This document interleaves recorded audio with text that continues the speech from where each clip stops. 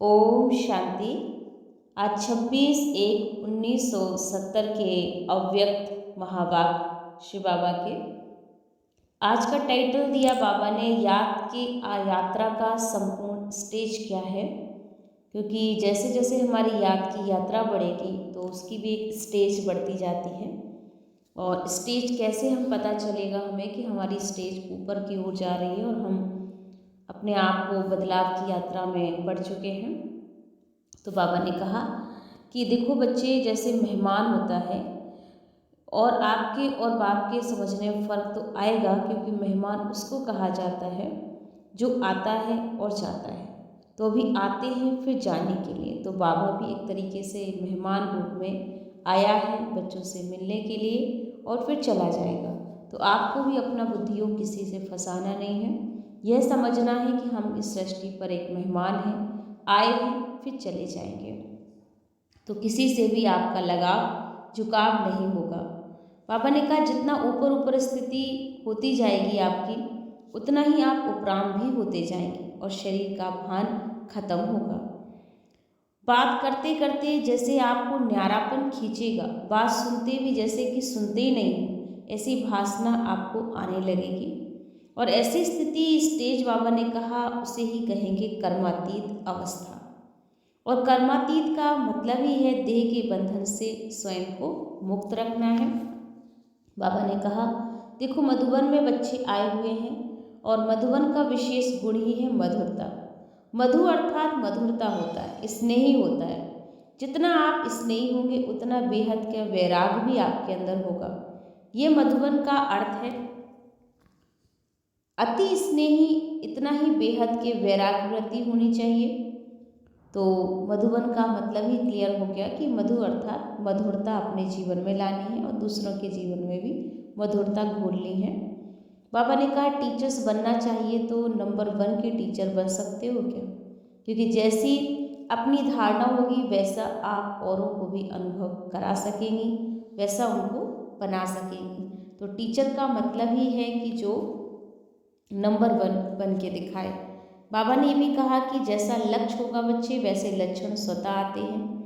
अगर अब तक यही सोचते रहोगे कि हम पुरुषार्थी हैं, तो ऐसा समझने से कोई छोटी छोटी गलतियाँ अपने को माफ़ कर देते हैं, समझते हैं कि हम तो पुरुषार्थी हैं।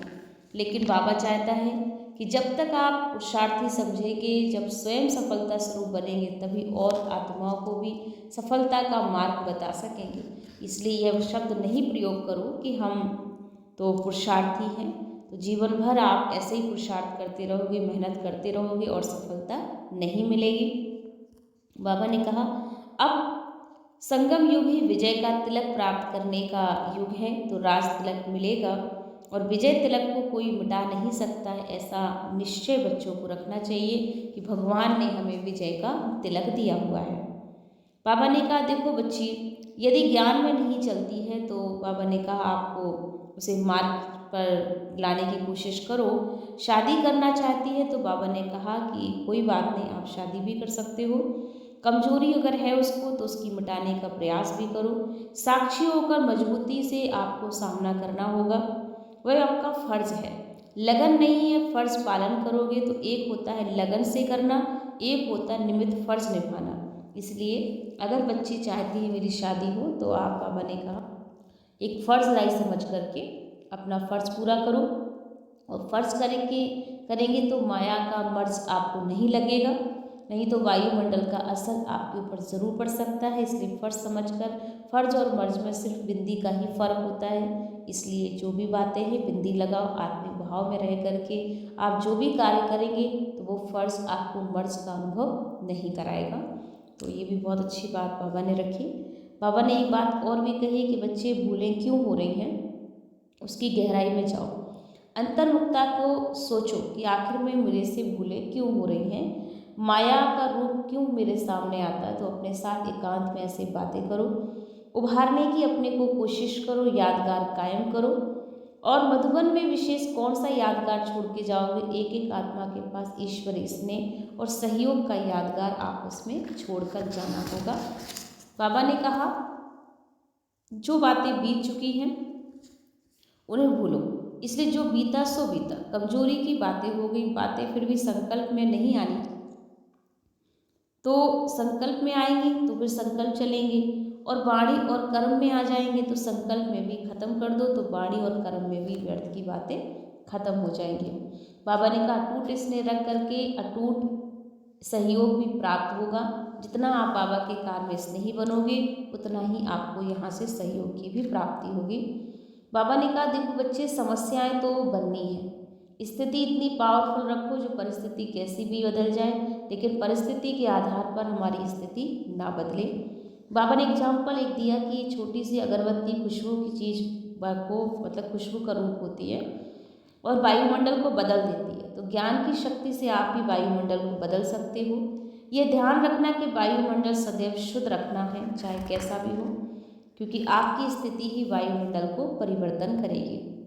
बाबा ने लास्ट में कहा कि ये माया तो जो शेरनी के रूप में सामना करने आती है उनको अपने अधीन पर सवारी बनाना है, अर्थात उस शक्ति से अपने को इतना स्वरूप बनाओ, शक्ति जिसकी शेर पर सवारी दिखाते हो वही तुम बच्चियाँ हो।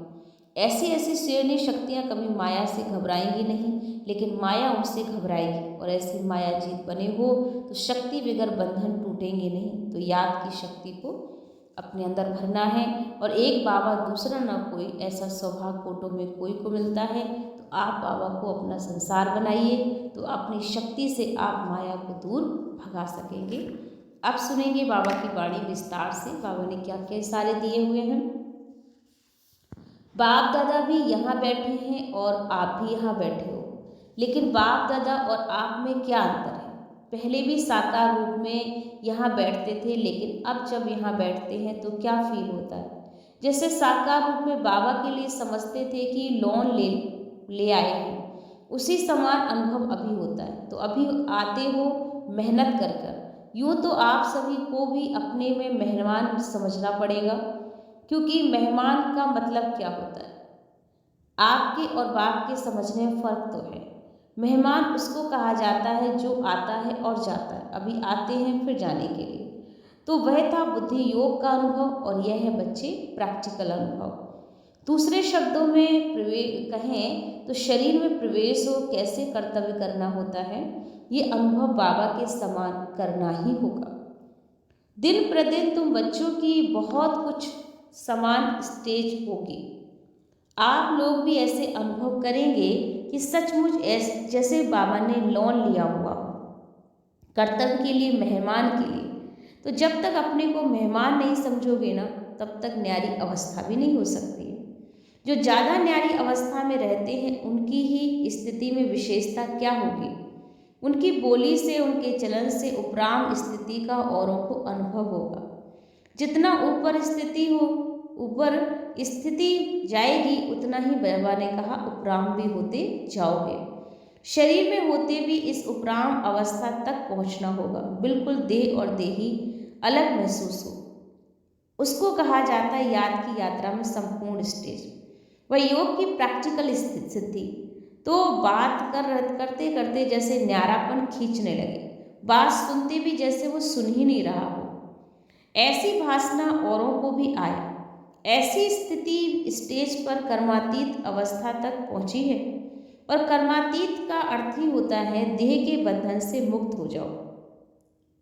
कर्म कर रहे हैं लेकिन उनके कर्मों का खाता नहीं बनेगा, जैसे कि न्यारे रहेंगे, कोई अटैचमेंट नहीं होगी, कर्म करने वाला अलग और कर्म अलग हो।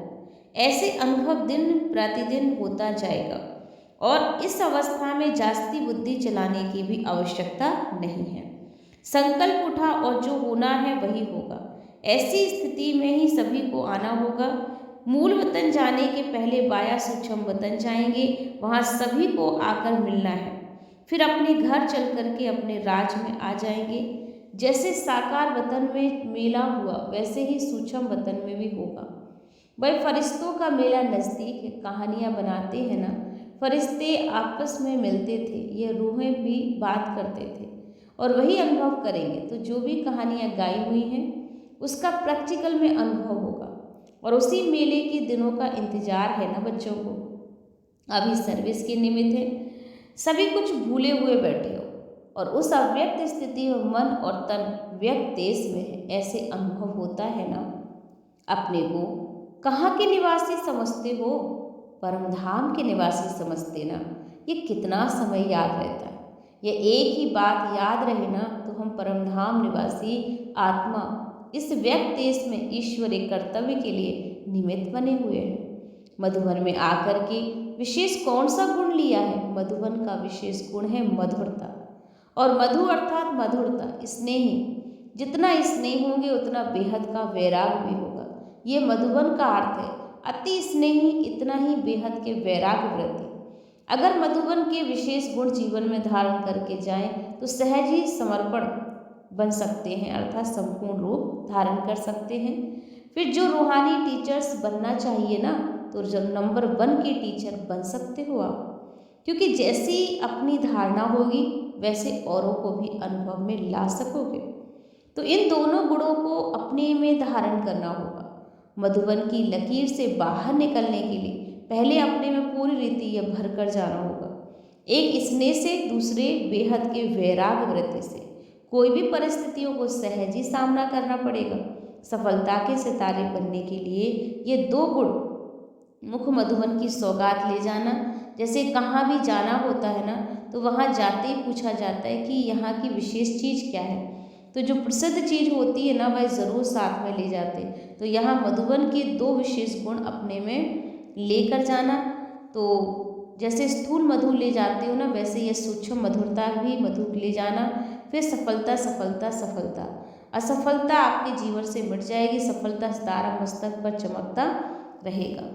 बाबा ने कहा, देखो तुम सफलता के सितारे हो, वह पुरुषार्थ के सितारे हो। क्या समझते हो? सफलता के सितारे हो ना। जैसा लक्ष्य होता है वैसा ही लक्षण होता है।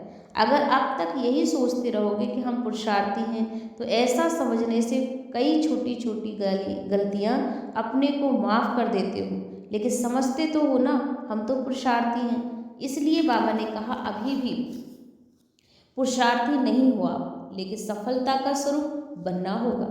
कहाँ तक पुरुषार्थ में रहोगे? जब स्वयं ही सफलता स्वरूप बनोगे तो बाबा ने कहा दूसरों को भी, आत्माओं को सफलता का मार्ग बता सकोगे।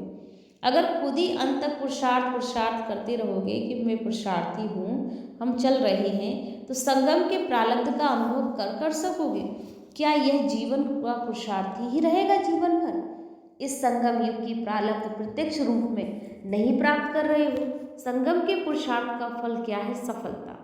तो सफलता स्वरूप भी निश्चय करने से सफलता होती रहेगी। जब यह समझोगे कि मैं हूँ ही सफलता का सितारा, तो असफलता बाबा ने कहा आपको मिल ही नहीं सकती है। क्योंकि असफलता कैसे आपके सामने आएगी? जब सर्वशक्तिमान बाप की संतान कोई कार्य में असफल नहीं हो सकती, तो अपने मस्तक विजय का सितारा देखते हो या देखोगे। विजय तो निश्चय है बच्चे, निश्चित ही है। और विजय अर्थात सफलता है। अभी समय बदल रहा है, जब समय बदल गया तो अपने पुरुषार्थ को भी बदल दो। क्योंकि अब बाबा ने कहा सफलता का रूप दिखाना होगा, और इससे निश्चय भी रखना होगा कि सदैव ही सफलता का मूर्त हमें बनना है। निश्चय को विजय कहा जाता है। जैसा विश्वास रखा जाता है वैसा कर्म होता है। निश्चय में कमी होगी तो कर्म में भी बाबा ने कहा कहीं ना कहीं कमी हो जाएगी। स्मृति स्वरूप हो तो शक्तिवान बनो। स्थिति और कर्म में शक्तिवान होंगे, इसलिए कभी भी अपनी स्मृति को कमजोर नहीं रखना। शक्ति दल का, पांडव दल का कब असफल हो जाए यह हो ही नहीं सकता। अपनी कल पहले वाली बात याद रखना कि पांडवों ने क्या किया था, विजयी बने थे ना।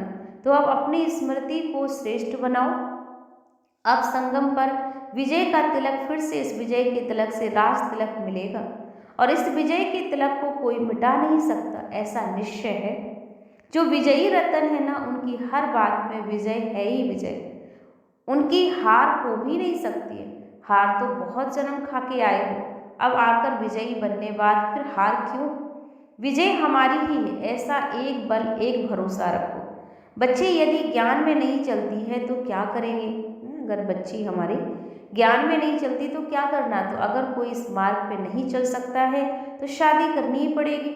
उन्होंने कमजोरी भी अपने ऊपर नहीं से मिटानी होगी साक्षी हो, मजबूरी से भी करना होता है।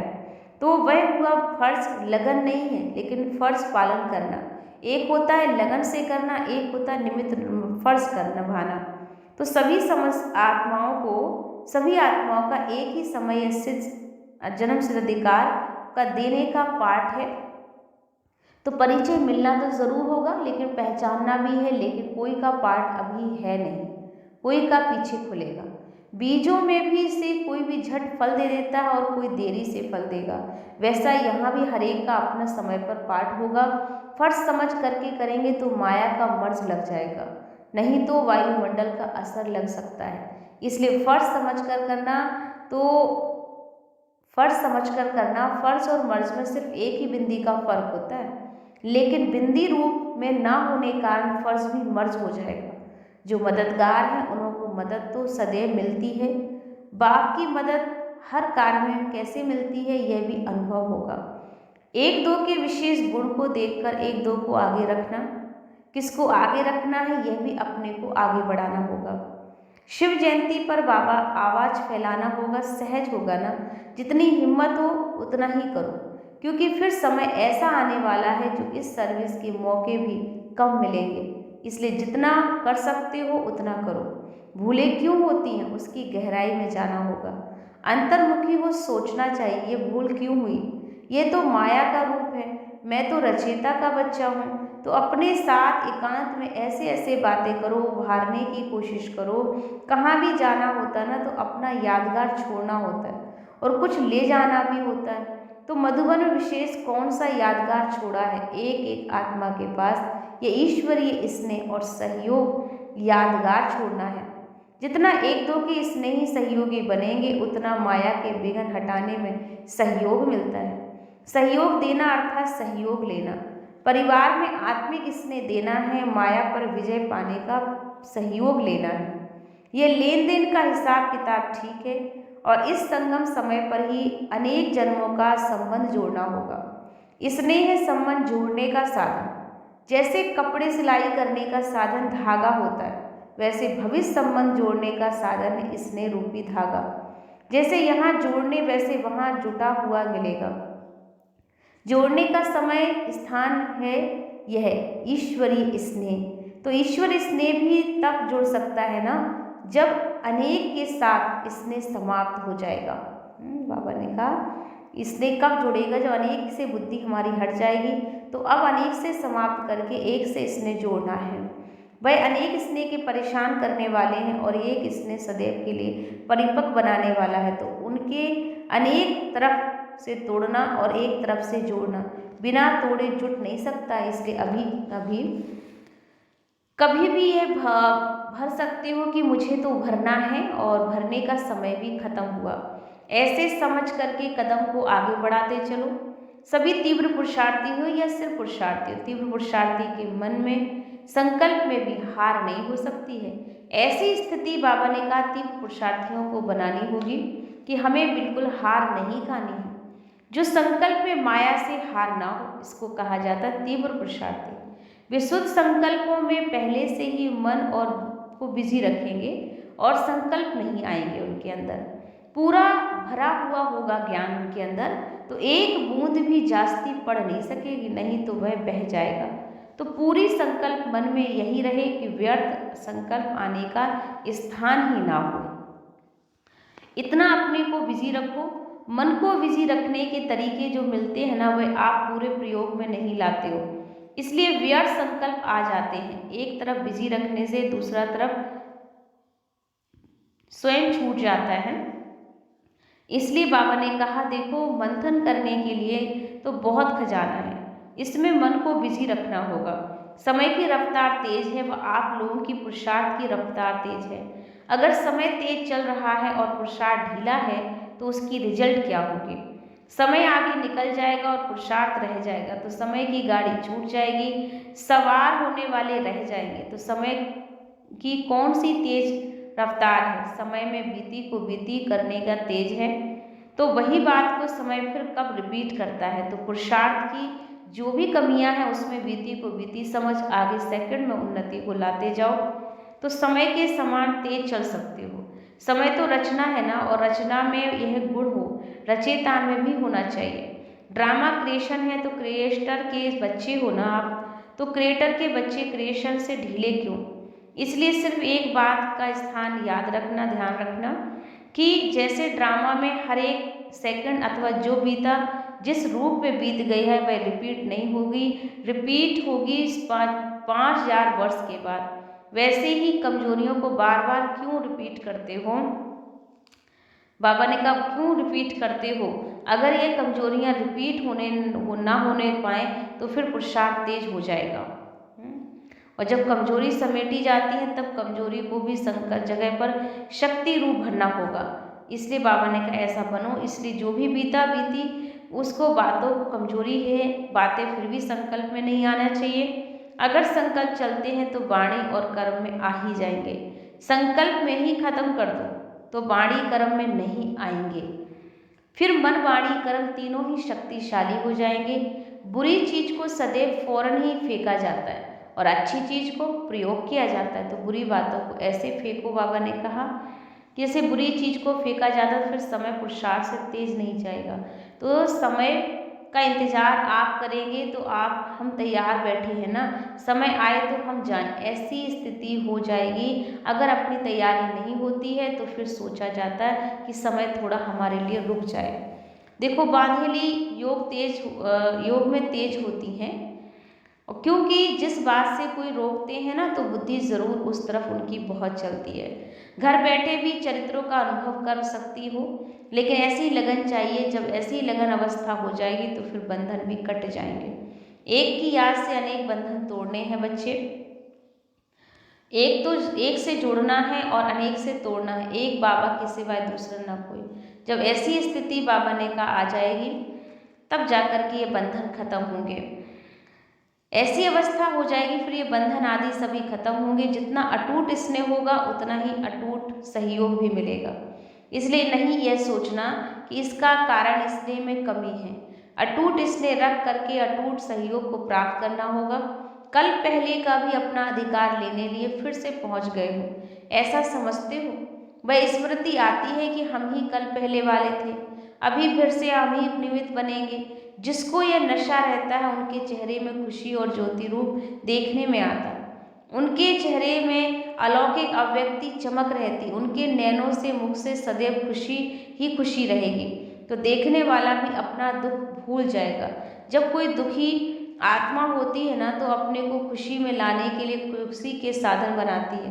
तो दर्पण, बाबा ने कहा तो दर्पण में चेहरा देखने में आए, तुम्हारे चेहरे से सर्विस हो, न बोलते हुए भी आपका मुख सर्विस करे। आजकल दुनिया में अपने चेहरे को ही श्रृंगारते हैं ना, तो आप सभी भी आत्माओं का यही ऐसा श्रृंगारा हुआ मुंह देखने में आए कि सर्वशक्तिमान बाप के बच्चे हैं हम, तो फिर शक्ति ना आए कैसे हो सकता? जरूर बुद्धि की तार में कमी है। तार को तोड़ने के लिए जो युक्तियां मिलती हैं उसको अभ्यास में लाओ। तोड़ने बगैर जोड़ लेते हो तो पूरा फिर टूटता नहीं है, थोड़े समय के लिए जुटता है फिर टूट जाता है। इसलिए अनेक तरफ से बुद्धि तोड़कर एक तरफ जोड़ना है।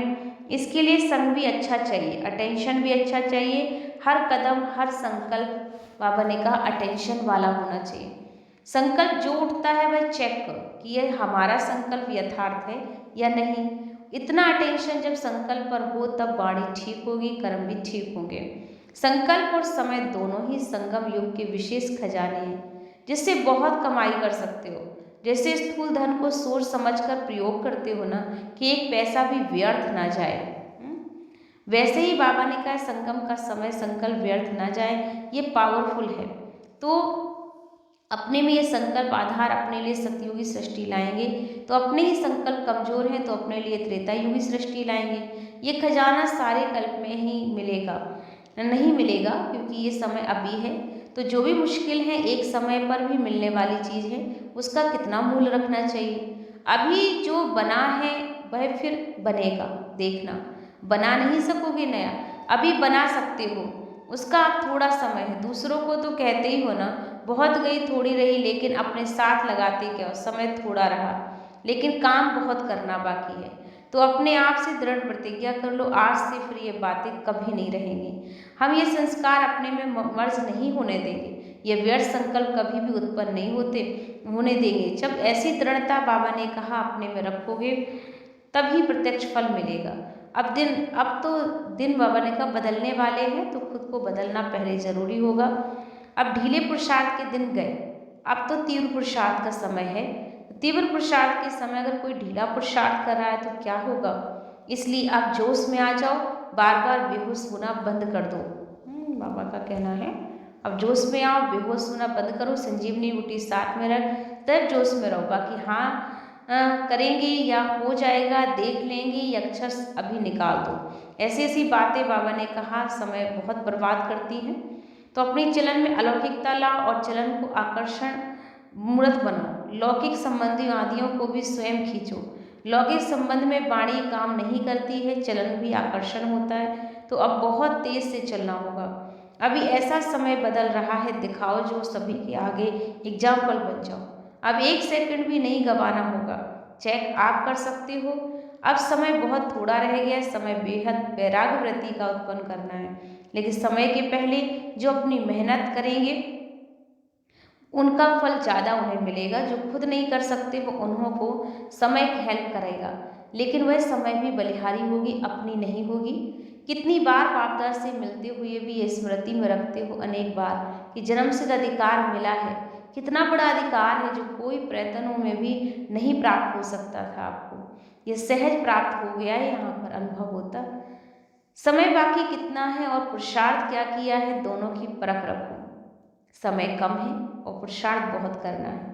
जब कोई स्टूडेंट लास्ट टाइम पर आकर के दाखिल होगा तो वह थोड़े समय में कितनी मेहनत करेगा।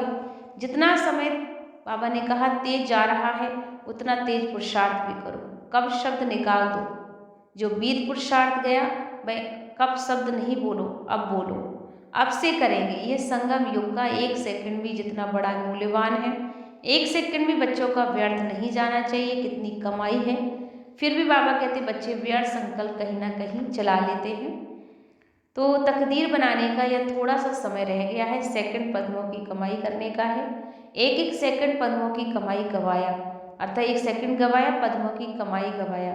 ऐसे समय को परख करके फिर पाँव को तेज करो। समस्याएं तो बनती रहेंगी, स्थिति इतनी पावरफुल हो जाए तो परिस्थिति स्थिति से बदल जाएगी। परिस्थितियों के आधार पर स्थिति ना हो, स्थिति परिस्थितियों को बदल दे, क्योंकि सर्वशक्तिवान की संतान होना तो ईश्वरीय शक्ति परिस्थिति को बदल सकती है। रचयिता के बच्चे रचना को नहीं बदल सकते हो। रचना पावरफुल होती है पर रचयिता, तो रचयिता के बच्चे रचना के अधीन कैसे होंगे? अधिकार रखना है, ना कि अधीन होना। जितना अधिकार रखोगे उतना परिस्थितियाँ भी बाबा ने कर रखना, ना कि अधीन होना है। जितना अधिकार रखोगे उतना परिस्थितियाँ भी बदल जाएंगी। अगर उनके पीछे पड़ते रहोगे तो वह सामना करने आएंगी। तो इसलिए बाबा ने कहा इनमें घबराना नहीं है आपको। पीछे पड़ती रहेंगी, ऐसे जैसे कोई परछाई को पकड़ लेता है, ऐसी बाबा ने कहा ये परिस्थितियाँ आपके जीवन में आएंगी और आगे बढ़ने में नहीं देंगी। उसको छोड़ो, वायुमंडल को बदलने दो। बाबा ने अगरबत्ती का एग्जाम्पल लिया कि एक अगरबत्ती इतने बड़े वातावरण को बदल सकती है, तो आप बच्चे क्यों नहीं बदल सकते हो? लोग क्या कहें बोलेंगे, किस बात में अपनी लगन होनी चाहिए, वह सब बातें सुनना छोड़ दो। अब तो तन भले ही बाबा ने कहा वहाँ हो, लेकिन मन नहीं। ऐसा तो कोई बच्चे बार बार कर सकते हैं, मन कोई और तरफ जाए और वहाँ बैठे भी जैसे नहीं बैठे। तो तन से काम लेना है लेकिन मन से नहीं। उसके लिए सिर्फ अटेंशन रखना। जब तक हिम्मत रख रहे हो, पाँव रखा है, तो ऊंची मंजिल लगेगी, मैंने ऊंची मंजिल आपको मिल जाएगी। अगर पाँव रखेंगे फिर लिफ्ट में तरफ झट पहुंच जाएंगे। हिम्मत रखो तो चढ़ाई भी लिफ्ट में हो जाएगी। तो हिम्मत रखना है, कर सकते हो। सिर्फ लोक लाज, त्याग और हिम्मत की धारणा चाहिए। एक दो को सहयोग भी बड़ी गिफ्ट होती है। परिस्थितियां तो आएंगी, लेकिन अपनी स्थिति पावरफुल रखना। फिर जैसा समय होगा, तरीका होगा, बाबा टच करा देगा। अगर समय प्रमाण युक्ति चलती रही तो समझना चाहिए योग बल नहीं है। अगर योगिक है तो मदद भी जरूर बाबा की मिलेगी। और जो यथार्थ पुरुषार्थी, उनके पुरुषार्थ में इतनी पावर रहेगी, ज़्यादा उन्हें सोचना नहीं पड़ेगा। उन्हें अनेक तरफ उनका लगाव फिर माया के अधीन नहीं होगा। अग्नि जैसे जल जाएगी, परंतु लगाव नहीं होना चाहिए। फर्ज तो निभाना ही पड़ेगा ना सबको, लेकिन उसमें भी लगाव नहीं चाहिए। ऐसा पावरफुल बाबा ने कहा बनना होगा जो औरों को भी एग्जाम्पल बन जाओ। एग्जाम्पल बनते हैं वह एग्जाम्पल एग्जामिन में पास होंगे, तो एग्जामिन में देने के लिए भी एग्जाम्पल बनना पड़ेगा। जो भी देखें यह कहें नवीनता आ गई है, ऐसा सर्विसेबल बनकर दिखाओ जो आपको देख औरों को प्रेरणा मिल जाए। पहले जो शक्तियाँ निकली उन्होंने इतनी शक्तियों को निकाल दिया, तो बाबा ने कहा आप बच्चों को भी अब ये शक्ति रूप बनना होगा, सृष्टि को बदलना पड़ेगा। इतना आगे जाना है, गीत में है ना कि हम शक्तियाँ दुनिया को बदल दिखाएंगी, तो सृष्टि को कैसे बदलेंगे? जो पहले खुद बदला होगा। शक्तियों को सवारी शेर का दिखाते हैं, शेर को क्यों दिखाती है? माया शेरनी का रूप सामना करने आएगी, उनको अपने अधीन कर सवारी बनाना, अर्थात उनकी शक्ति को खत्म करना। ऐसी शक्तियाँ जिनमें शेर पर सवारी दिखाते ना, वह तुम हो, वह सभी का ही चित्र है ना। तो ऐसी शेरनी शक्तियाँ कभी भी माया से घबराएंगी नहीं, लेकिन माया उनसे घबराएगी। ऐसा माया जीत बनकर दिखाओ। शक्ति बिगर बंधन नहीं टूटने वाले, इसलिए याद की शक्ति है, एक बाबा दूसरा ना कोई। ऐसा सौभाग्य कोटों में कोई को मिलेगा। और इतना पद्मा पदम भाग्यशाली अपने को समझना, क्योंकि शक्ति दल बहुत कमाल कर सकता है। जो हड्डी सेवा करेगा उनको बाबा की मदद मिलेगा। जो स्नेही है उनसे बाबा का स्नेह है। बाबा के वही बच्चे सामने रहेंगे, भले कोई कितना भी दूर हो, लेकिन बाबा के दिल में नज़दीक रहेगा। सभी से अच्छी सौगात बाबा ने सबको दी है। अपने इस चेहरे से सदैव बाबा ने कहा हर्षित रहना, कभी भी कोई परेशानी ना की रेखा आपके चेहरे पे ना आए। जैसे संपूर्ण चंद्रमा कितना सुंदर लगता, वैसे अपना चेहरा भी हर्षित मुख रखना। चेहरा ऐसा चमकता हुआ हो जो कोई भी आपके चेहरे से अपने रूप देख ले, चेहरा दर्पण बन जाए, आत्माएं अपना मुखड़ा देख कर जाए आपके। अभी पद्मा पदम भाग्यशाली बनना है, महादानी भी बनना है, रहम दिल भी बनना है। तो सर्व आत्माओं पर रहम करो। इस रहम की भावना से कैसी भी आत्माएं बदल जाएंगी। सारे दिन में ये चेक करना कितने रहम दिल बनो, कितनी आत्माओं पर रहम कर रहे हो, और इस रहम की भावना से कैसी भी आत्माएं बदल सकती हैं। तो सारे दिन में ये चेक करो कि कितने रहम दिल बने हो, कितनी आत्माओं पर रहम किया। दूसरों को सुख देने में ही अपने को सुख भरो। देना अर्थात लेना होता है। दूसरों को सुख देने से खुद को सुख का अनुभव अवश्य ही होगा। कोई भी विघ्न नहीं आएंगे, दान करने की शक्ति मिलती है ना। तो अंधों को आंखें देना कितना महान कार्य है। आप सभी को यही कार्य करना होगा।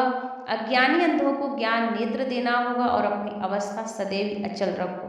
तुम बच्चों को स्थिति का यह अचल घर यादगार बना हुआ है। जैसे यादगार एकदम एक रस रहता है, वैसे बच्चों को भी एक रस रहना पड़ेगा। जब एक के रस में रहोगे तो एक रस अवस्था 100% हो जाएगी। तो ये बाबा ने आज सब बच्चों को बहुत ही गहरी गहरी बातों पर अटेंशन दिलाया है कि हम सब बच्चों को अपने यादगार स्वरूप बनाना है। तो उसके लिए हमें बाबा ने कहा क्या क्या पुरुषार्थ करना पड़ेगा, अपनी अपनी संपूर्ण स्टेज बनानी होगी। ओम शांति।